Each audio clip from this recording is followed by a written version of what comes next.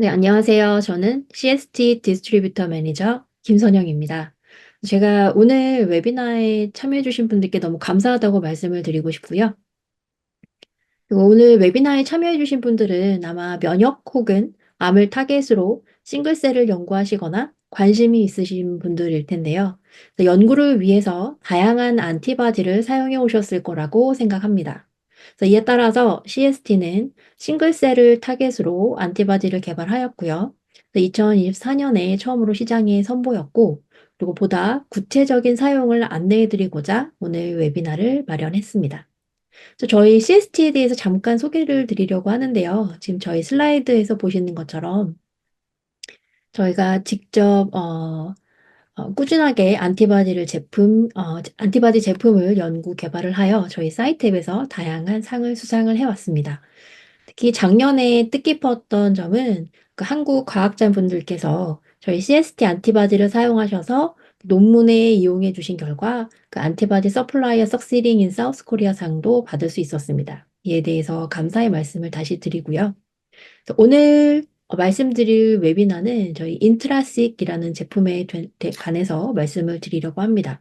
저희 CST에서 직접 이 제품을 개발하신 CST 사이언티스트이신 그 닥터 매지드께서 작년에 출시한 제품인 인트라식에 대해서 발표를 해주실 건데요. 자, 간략하게 닥터 매지드에 대해서 소개를 해드리면 박사님은 현재 면역학 제품 설계 및 전략 개발을 위해서 CST 선임 연구원으로 재직 중이시고요. 그 일리노이스 앳 시카고 대학에서 생화학, 세포 및 분자생물학 박사학위를 받으신 후에 하버드 의대에서 포스닥 과정을 거치셨습니다. 그 후에 CST에서 근무하시고 인트라식 제품 개발 그리고 항체 및 분석법 개발에 주력하고 계십니다. 그래서 오늘 말씀드릴 내용은 인트라식의 원리 그리고 제품 소개가 주가 되겠고요. 영어로 진행을 하실 건데요. 질문이 있으신 경우에 발표가 끝나고 채팅창 혹은 구두로 문의를 해주시면 됩니다. 영어로 해주실 수 있으신 분은 영어로 직접 문의를 해주시면 되고요. 그리고 한국어로 사용하실 분들을 말씀해 주시면 제가 중간에 도와드리도록 하겠습니다. 그래서 평소에 궁금하셨던 부분을 해소할 수 있는 기회로 활용을 해주시면 좋을 것 같습니다. 네, 감사합니다. It's over to you, Dr. Majid. Thank you. Thank you for having me here. Can you hear me well? Yep. Yeah. My name is Majd, and thank you for the introduction. I'm excited to present today at the BRIC meeting. By the way, if you have questions, you can feel free to stop and interrupt me. And I'm more than happy to take any questions. Also, there's a chat at the bottom. If you would like to leave a question, I can answer them at the end of the meeting as well. Today I'm going to talk about a new technology that CST released a couple of months ago now, 3-4 months ago, and it's called InTraSeq을. And I'm going to tell you about the technology, and it's basically a new application for CST antibodies. But before I start, I want to give a short background and discuss about, what is single cell analysis, single cell RNA-seq, and where does InTraSeq fall within this umbrella. So first, what is single cell analysis? Single cell analysis has been, out for a while, for a couple of decades, but I think it was around 2010 when single cell RNA sequencing became famous, and around 2015 when high throughput single cell analysis was happening, where you could capture thousands of cells in a microfluidic device and encapsulate them in an oil format. And it was used predominantly in these three applications that you have on the slide. One of them is to identify hard to detect cells. When you have, let's say, a tissue and then you dissociate it and then you perform single cell RNA-seq, more often than not, your tissue is made of so many different cell types. And single cell RNA-seq helped for almost over 10 years now to find the different cells in your tissue, and that's the second part, which is the heterogeneity, but also find the rare cells that are in your tissue and that are sometimes difficult to understand why they're different from the remainder of the cells. And with those analyses, people were able to look at how different cells react with the environment because single cell technologies let you capture the transcriptomes in different cell types. And if you have different conditions, you can also understand how different cell types communicate with each other, especially if one of them expresses the ligand or the receptor for a ligand receptor complex in different cell types and so on. And it's been used in so many ways to help the research field in disease identification, in drug discovery, and personalized medicine, amongst other things. So I'm going to jump directly into how a single cell RNA sequencing looks like. And I know this probably is something that a lot of you are familiar with here if you do single cell analysis. But to give some background, a lot of the data is presented in a UMAP format, which is a two-dimensional plot that reduces the dimensionality in your single cell assay, which is driven by principal components. And in these UMAPs, what it does, it has different dots, and each dot represents one cell, and each color which represents one cell type. So the blue color here would represent T cells, orange monocytes, the B cells are in red, and so on. So in this analysis, we just took standard peripheral blood mononuclear cells and subjected them to a regular single-cell RNA-seq experiment. And because the single-cell RNA-seq lets you find different transcriptomes in different cell populations, this is what the analysis excels at, basically, because you can find the different RNA profiles for each different cell types, and the distance between them shows that they are more distinct transcriptomic profiles in each one of them. And I have here on the right side a cell. Sorry, a cell that the line represents the transcript and the circles represent protein. But in a single cell RNA-seq, especially in a microfluidic device that encapsulates thousands of cells, you capture the RNA from each cell type, and then you perform the single cell analysis. Now, around 2018, CytSeq was developed, which is short for cellular indexing and transcriptomes and of transcriptomes and epitopes by sequencing. And what it basically uses antibodies that are conjugated with the DNA barcode. And this way you can stain surface proteins with these DNA conjugated antibodies. Once you do that, you wash away the unbound antibodies, and then you load this whole system into a single cell pipeline. This way you capture the RNA from each cell as well as the DNA on the antibody. And this way also, not only are you capturing the transcriptome, but you're also measuring how many antibodies are bound to your protein. And because each antibody is DNA barcoded differently, you can quantify how many antibodies bind to your surface markers.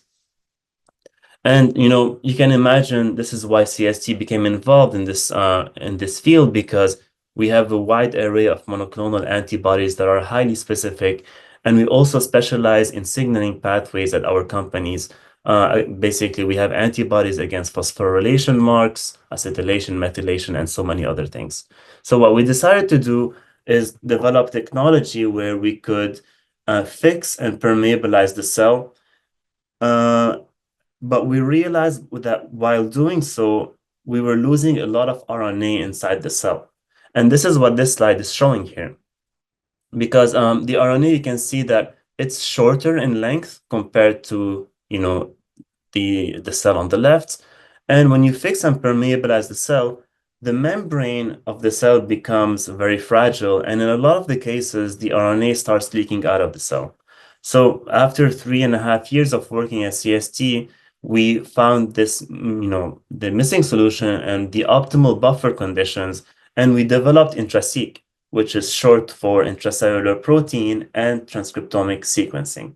And what it does is use a proprietary buffer mix and blocking agents together to make sure that you're fixing and permeabilizing the cell while also guaranteeing a very high signal to noise ratio of your antibody. And this way, we allowed our antibodies to cross the cell membrane and stain in cytoplasmic proteins here or nuclear factors. And of course, we're also using DNA conjugated antibodies. And you can understand that because at CST we focus at signaling pathways, we're trying to focus our IntraSeq portfolio into to measuring post-translational modifications in these assays. So, and I'll talk more about what IntraSeq does in the next couple of slides, but before I do so, I want to mention that IntraSeq has been validated by CST. And so only in the 10x genomics kits, specifically the 3' kits. And whenever possible, trying the GEMX 3' kits, which is the latest kit from 10x genomics, we find that their data in those kits are really, really robust, and you can capture a lot of transcripts like 10x genomics mentions. So what is IntraSeq, specifically? Because I showed you some diagrams. There's actually more to the diagrams. And before I tell you, I want to, show you that there's a lot of information that you're missing from your single cell RNA sequencing experiments. And I'm going to show you in the next couple of slides how with IntraSeq, you can learn a whole set of data that is unique to us, and hopefully that can take your research to the next level and give you information that you were completely missing. IntraSeq is a 4-step immunostaining straightforward protocol. It's basically 1 hour of bench work spread out over 2.5 days. So once you have your cells in a single cell suspension in the liquid, the first step would be to fix your cells in methanol. And at this point, you could fix and store your cells, and you can store them for 7 days in the -20, or if you want to store them for longer, you can store them in the -80 for 14 days. We've tested that your RNA is still robust. You get a very, very good protein signal. But this is a really good stopping point because a lot of the times, when let's say you're starting with mice and you're extracting the tissues and you're dissociating the cells, by that time it's already 3 or 4 p.m. and no one wants to do a single cell RNA-seq experiment at 4 or 5 p.m. and it's just cumbersome. But in our protocol, we have an overnight staining, and if you want to fix, it gives you the flexibility to do so and continue another day if you want to. Once you're ready to start the experiment, you have to keep going forward and then load your cells into the 10x genomics platform. But the first step after the methanol fixation is the SC block. And this is basically where all the magic happens, because this buffer was optimized to obtain a great RNA and protein readout in a single cell experiment. And this is something that CST offers as opposed to other companies, but we're very careful in our blocking agents that we have in our protocol to make sure that you get a very, very specific signal from your antibody. Once you do the 30-minute incubation, you add the IntraSeq 3' conjugates, and also you can see that this is an overnight incubation. I did say that this is a 1-hour protocol spread out over 2.5 days. And this overnight incubation we find is very, very important because every antibodies behave differently. And it's especially when you're talking about dozens or even hundreds of antibodies, if you want to stain your cells with a lot of antibodies, you can't assume that all your antibodies are going to stain your proteins within an hour. And we find that with overnight, you saturate all the proteins of interest with the antibodies, and you get the maximum signal and the best signal to noise ratio. And then on the last day, you wash your cells for 20 minutes, and then you start the single cell RNA-seq experiment using the 3' kits from 10x Genomics, specifically the GEMX. If I don't make sense, also please don't forget to leave questions here in the chat.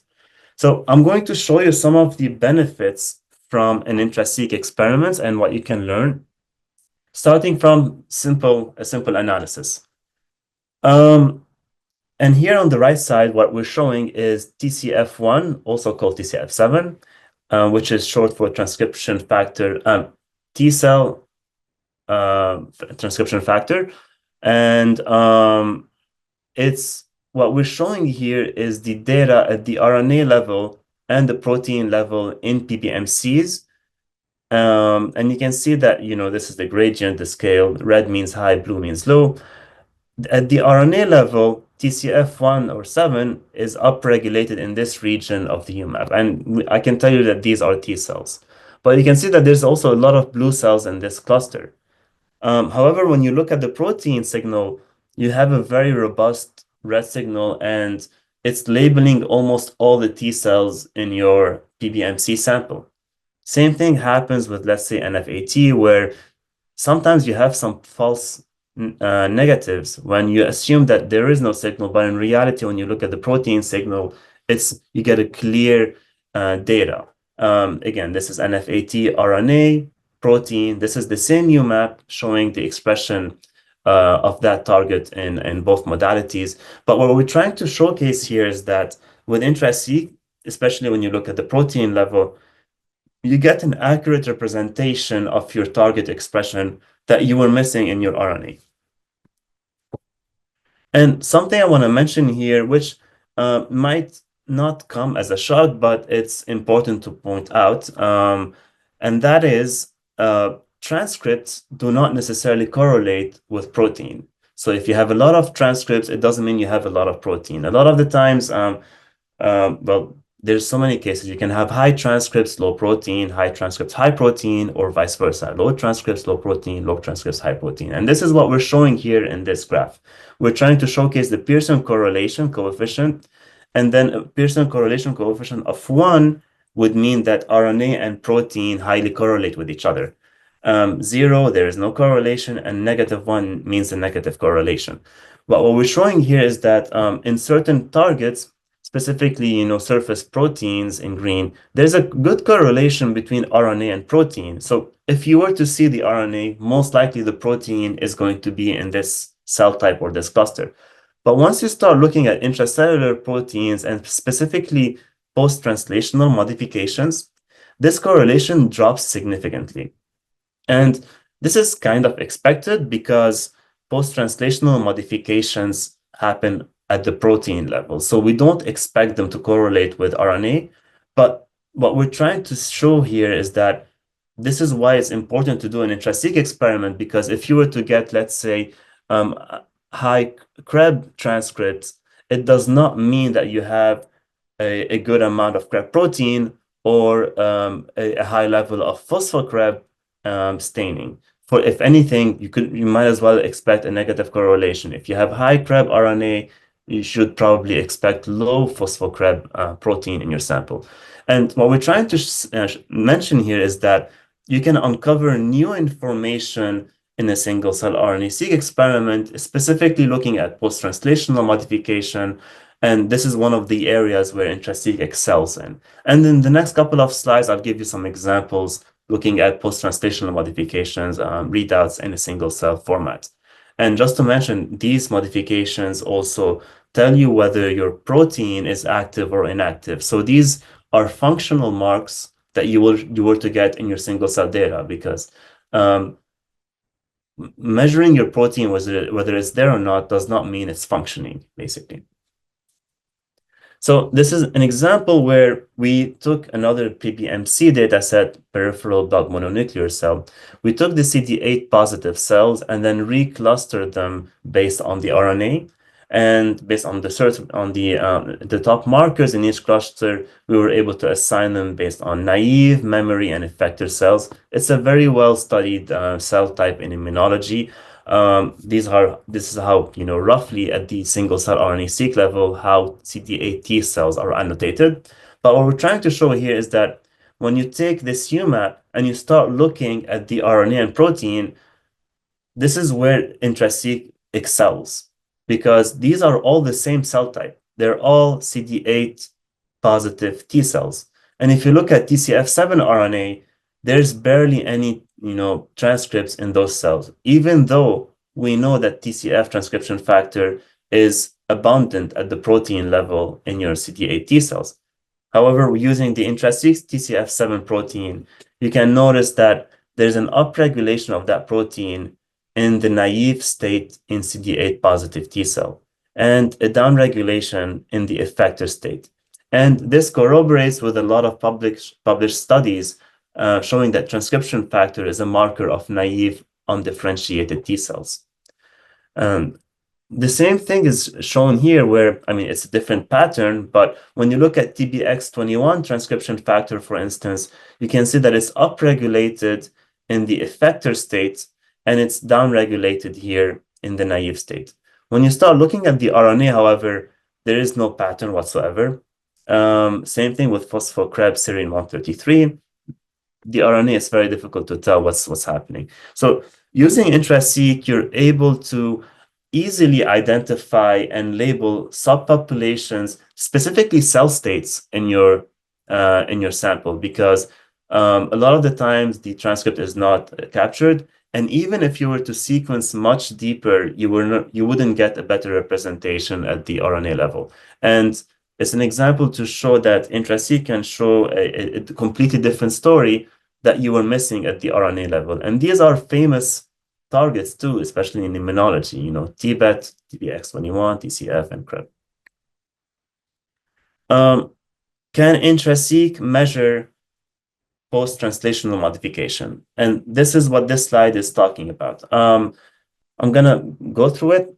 So we took Jurkat cells, which are cancerous T cells, and we treated them with this drug called wortmannin.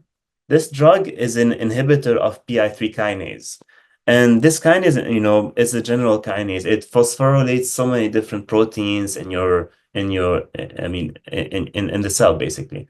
So what I'm showing here in the UMAP are the two different samples. And I want to mention that this is an acute drug inhibition. It's after 30 minutes of drug inhibition, we took the cells and we subjected them to IntraSeq and then 10x genomics. So on the right side, you have the drug inhibited cells, and on the left side, you have the control cells in the UMAP. So when you start looking at AKT protein, this is at the protein level, you see that the AKT protein is the same in both conditions. But at the phosphorylation level of AKT, specifically at serine 473, there's a downregulation of that phosphorylation in the drug-inhibited cells compared to the control cells that we show here. And this just goes to show, oh, by the way, AKT is downstream of PI3 kinase. So PI3 kinase, it phosphorylates AKT. So this downregulation is expected, but it also showcases and offers a proof of concept that you can measure phosphorylation signal in your single-cell RNA sequencing assay. Same thing with phospho-S6, serine 235, 236 phosphorylation. It's downregulated only in the drug-inhibited cells as opposed to the control cells. Whereas the total protein in S6, it's not there. So you can get finally some functional proteomics data in addition to the RNA.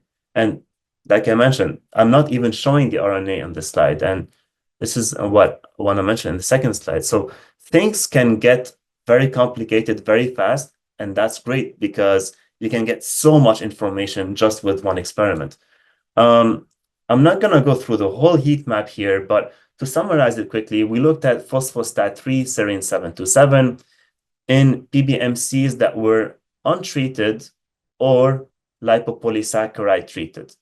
And the treatment is shown in this row. You know, the untreated cells are in gray, the treated cells are in green.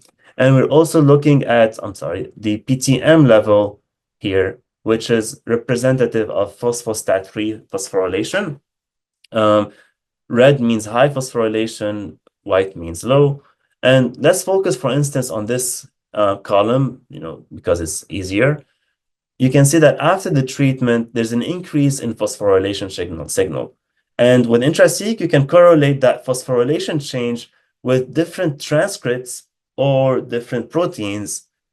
And because you're leveraging single-cell RNA-seq, you can do this by understanding these changes in so many different cell types, you know, whether it's CD4 cells, monocytes, dendritic cells, B cells, and so on. This is, you know, what we are famous for at CST. We have all of these antibodies for all these signaling pathways.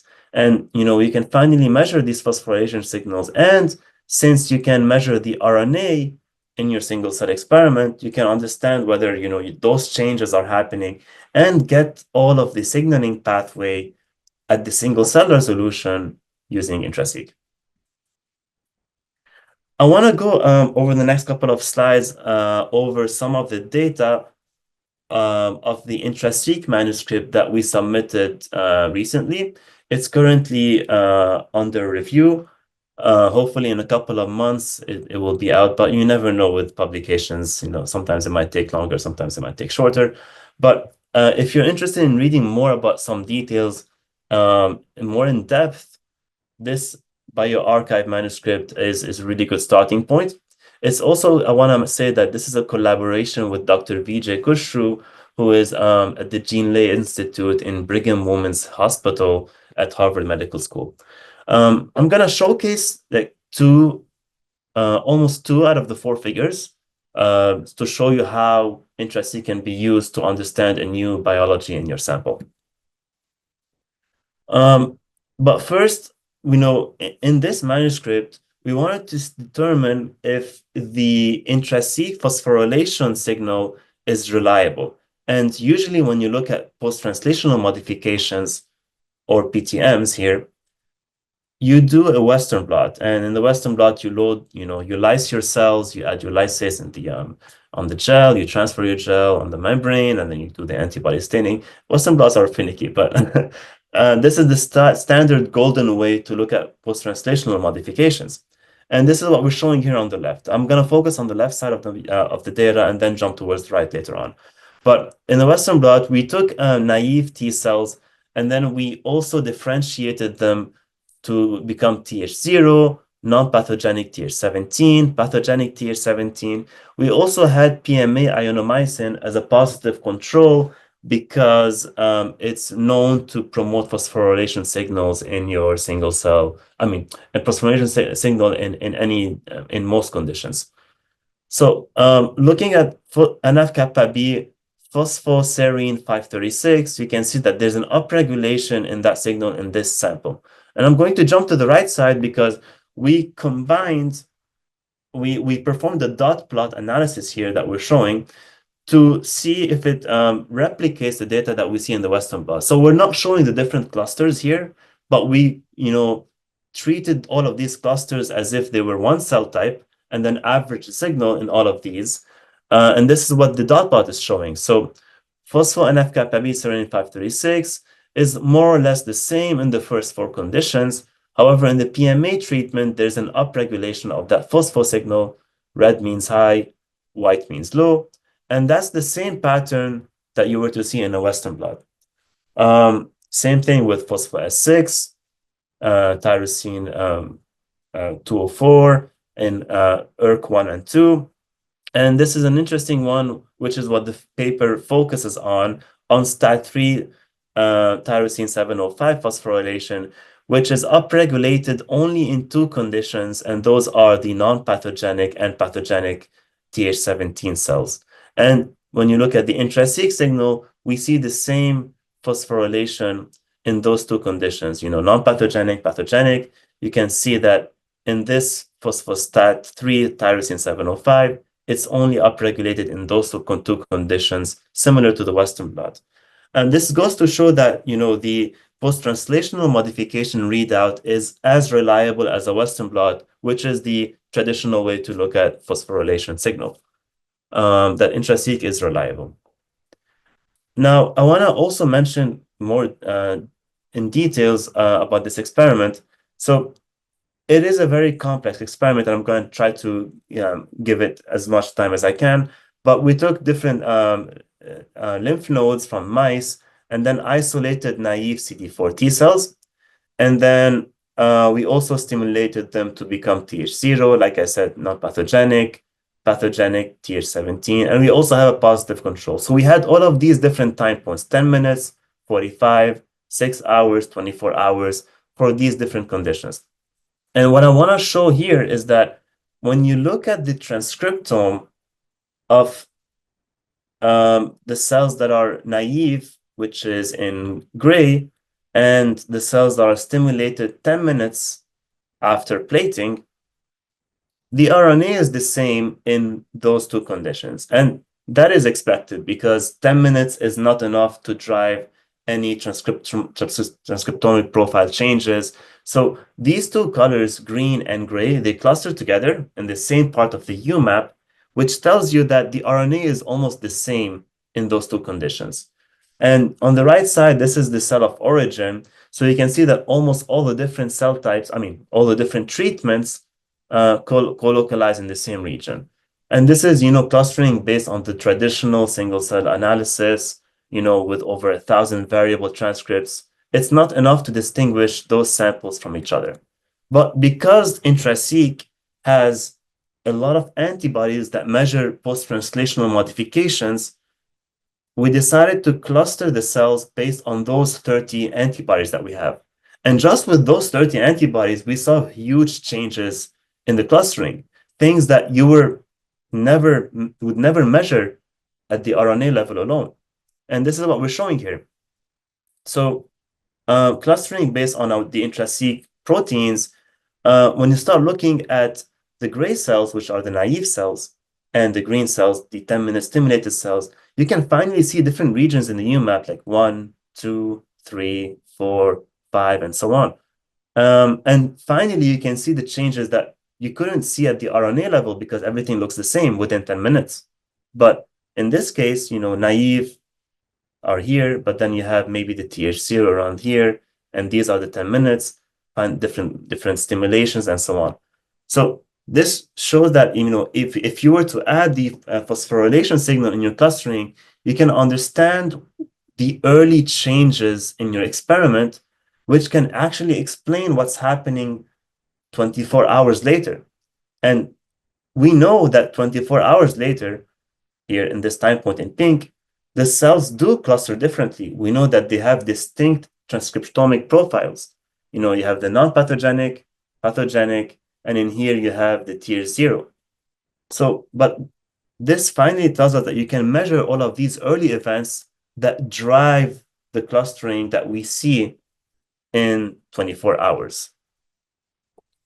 So I'm going to go more into details and delve into this data set, but to show you here, to focus a little bit here, I would like to show, in both cases, in non-pathogenic Th17 and pathogenic in blue and yellow, here we're showing normalized expression of different phosphorylation signal, phosphostat 3 705, phosphostat 3 727. And the normalized protein expression in these different conditions. So at 0, you have the naive cells, and then at 10 minutes, there's an upregulation at tyrosine 705, and predominantly in the non-pathogenic pathogenic. And the same thing is seen more or less, but it's not as clear. And the 727 phosphorylation, if you look at blue and yellow, they're predominantly upregulated in those two conditions compared to at least Th0 here. So what we decided to do is, okay, we know that STAT3 phosphorylation is unique to the Th17 conditions. So we found ChIP-seq data sets for STAT3 because we know that STAT3 is a transcriptional activator. Once it's phosphorylated, it goes to the nucleus of the cell and it binds to promoter regions and promote transcription factors. It promotes transcription in your cells. So there's a lot of publicly available ChIP-seq data sets. So we selected those STAT3 bound genes and determined whether they are upregulated or downregulated in this data set based on the RNA profile. So now we're looking at the transcriptomic RNA profile. So when you compare non-pathogenic versus Th0, which is the green cells here, the basal level, you can see that there's an increase in STAT3 bound differentially expressed genes at the RNA level. And as time goes on, this change becomes more almost dose dependent, as time goes on, 10 minutes, 45 minutes, and 6 hours and 24 hours. We have both upregulated and downregulated genes. So not only do we know that the phosphorylation is increased compared to Th0, but the RNA is also impacted, and these are directly impacted genes by STAT3. Now, at 24 hours, we found that there's a downregulation of phospho-STAT3 in pathogenic Th17 compared to non-pathogenic. So you can see that the yellow is lower than the blue, and which means that it's decreasing. And also, same thing happens with STAT3727. There's a downregulation of STAT3 phosphorylation overall only in the 24, predominantly in the 24-hour time point. And this is what we decided to show here. We also looked at STAT3 bound genes, and we wanted to see, like, is this actually real? I mean, do we see different transcripts that are changing between those two conditions only at the 24-hour time points? And indeed, we do see that when you look at non-pathogenic versus pathogenic, there's a set almost 700, 400, and 300 here, upregulated and downregulated genes. Only when you compare those two conditions, which shows up at the 24 hours. And this tells us that this signal is most likely real. And this is another way to show this data set. We're showing the RNA profile in these three conditions at the 24-hour time points. It's a different way to showcase it. And the heat map, we have Th0, as a control, non-pathogenic, pathogenic. And because we're focusing on these two, we found that, these are the STAT3 bound genes that are differentially expressed, upregulated and downregulated. And, some of them, IKZF3 and FOXO1, were already proteins in the InTraSeq assay. So we cross-validated them with the current protein readout, which I'm not showing on the slide. But we also did some qPCR validation and found that GMAP5, BTLA, CD200, LIF, PM1, these targets were upregulated compared to non-pathogenic. So this is basically a diagram of what I mentioned, and I know this was a lot of information. I thank you for your patience. But looking at non-pathogenic cells versus pathogenic, when you perform different stimulation, you have discrepancies in phosphostat-3 phosphorylation. And this is followed by certain genes that are upregulated and downregulated, specifically in non-pathogenic, whereas in pathogenic Th17, you do have a different phosphosignal, and this also leads to a different transcriptomic profile for this specific signaling pathway. And this is what we're trying to showcase, which is you can finally measure the signaling pathway and the RNA. And if you have the data to know that these are the directly bound gene by STAT3, you can get very powerful mechanistic studies and information to understand how your disease develops or the importance of your famous gene in a knockout experiment. It's all of this molecular mechanism that you were to get in a single cell experiment that you can finally get in an InTraSeq. Now, the last piece of information here, and I know I'm near the end. We have, generally speaking, I've been doing this for over a decade now, but there's a lot of computational analysis and algorithms to label cells at different cell cycle stages. So we took the Th0 cells at 24 hours. And at 24 hours, based on the transcriptomic profile, you can determine which cells are in G1 phase, G2M, and the S phase. So, the gray cells are in G1, the yellow cells are in the S phase in the cell cycle, and these are the G2M cell cycle cells in the S phase. And these are the proportion of the cells. I mean, cell cycle analysis has been done a lot over the last 10 years, and it's done predominantly based on the RNA. And you can see that G2M are usually together, and that's because mitosis is a very short phenomena that happens in your cell. It lasts usually, it depends on the context, but around 1 hour, right?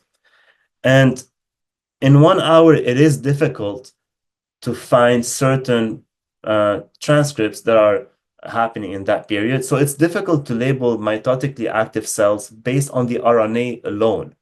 And because InTraSeq offers phosphohistone serine 10, which is a very famous CSD antibody that labels only mitotically active cells, we were finally able to, label mitosis in your single cell RNA-seq experiment. And, here, this is an example. So in Th0, looking at the histone, well, the RNA doesn't give you much information, but at the phosphohistone serine 10, it's enriched in these two regions of the UMAP. And, using a code that we have published, you can finally see that, we have a new label to find the mitotically active cells in your single cell data set. And it's also observed in two regions that you were expecting, because the mitotically active cells are between G2 and G1. So it goes G2, M, G1. So the mitosis cells are in some G1 cells, and it's also in some G2 cells, which is, because it's a cycle at the end of the day. This is one of the ways that you can use InTraSeq to find mitotically active cells. And I'm going to sound like a sales specialist now, but let me tell you what we actually offer in the InTraSeq product line. So we have 38 different individual antibodies, and we're currently expanding this catalog. We hope to release twice that amount this year. And we currently have a cocktail at the moment, the 3' conjugate antibody cocktail, and it's consisting of 31 conjugates. And you can tell that there are 7 missing here. And that's because the conjugates that are in the InTraSeq cocktail 1, all of them are both human and mouse reactive. So if you're working with human cells or mouse cells, you should be able to use this cocktail 1. The remaining 7 are 6 out of 7 are human-only reactive cell, and the last one is an isotype control. And the third product line here is the assay kit. And you need the assay kit to perform any InTraSeq experiment. So you need either the assay kit and the cocktail, the assay kit or the conjugate. It's up to you, depending on what you're interested in. And this assay kit comes with a protocol, which is very, very flexible. So if you want to just do one protein, you can do one protein. It tells you exactly how much of your antibody to add. If you want to add, this cocktail, which has 31 here, 31 targets, and if you want one of the 7 antibodies that is not in the cocktail, this protocol tells you exactly how to do this step by step. So it's very flexible. This assay kit has all the buffer conditions to help you go through the 4-step immunostaining protocol that I described earlier in the slides. And this was validated by CST in the 10x Genomics 3' GEMX and NextGen workflow. So in the InTraSeq cocktail one, we have different antibodies, but let's look at the colors here. So the blue color are the PTM-related targets, which are, phosphorylation, post-translational modifications, basically. And you can tell that a lot of these antibodies are geared towards signaling, because, we at Cell Signaling Technology, and we have the best signaling antibodies that you can buy on the market. So we can say there's phosphohistone 3, which I just showed you earlier, can label mitotically active cells. There's different epigenetic marks in there, phospho-6, phosphocreb, 4-ABP, phospho-ERK, AKT, and other phosphorylation signals. And in certain cases, like I showed you earlier, there's phosphostat 3705 and 727. So you can get 2 different phosphorylation information from the same protein and so on. And the remaining 7 antibodies that are not in the cocktail are these following ones. These are only human reactive. The cocktail is both human and mouse. These are only human. You have some surface markers and TBET, TPX21, which is a famous transcription factor, and S100A9. And we also have an isotype control. Oh, and I forgot to mention, let me just go back to 2 slides. The assay kit comes with 2 antibodies. One of them is the histone antibody, which is used as a positive control. And also it comes with a rabbit isotype control, which is used as a negative control for your sample. So with the price of the kit, not only are you getting the buffers to do the protocol, but you're getting also technically almost 2 free antibodies for the kit. So you can measure, you can set your standard, this is a negative signal, that's a positive signal. It gives you the range, basically, which other companies don't offer at the moment in their kits. Now, last piece of information before I give you the stage, we do offer custom conjugation. What does that mean? So, we understand that you have your favorite protein that you want, and in certain cases, it's not already in the cocktail. So we do offer a custom conjugation service also. If you would like, we can conjugate it with the 10x Genomics feature barcode. However, we will not validate it in the assay, but I will help you out and guide you and tell you how much of the antibody to add in the immunostaining step. And like I said, the assay kit and the protocol is very flexible. It allows you to add different things at, different antibodies in the immunostaining step. And last slide, I think I have here. Now, this is probably something that a lot of you might know, but since you're looking at post-translational modifications, a lot of these modifications are actually ubiquitous, which means that they're expressed in so many different cell types. And if you want to learn information for the PTM, it's important to have conditions, whether you have your positive control, negative control, or whether you have your stimulated, inhibited cells, or like I showed you earlier, when you inhibit your cells with certain drugs, like cancer drugs, like Wortmannin or any other condition. This way, it helps you to maximize the information from the PTM readout in an InTraSeq experiment. Now, thank you so much for taking the time and joining this presentation, and I will take any questions you have.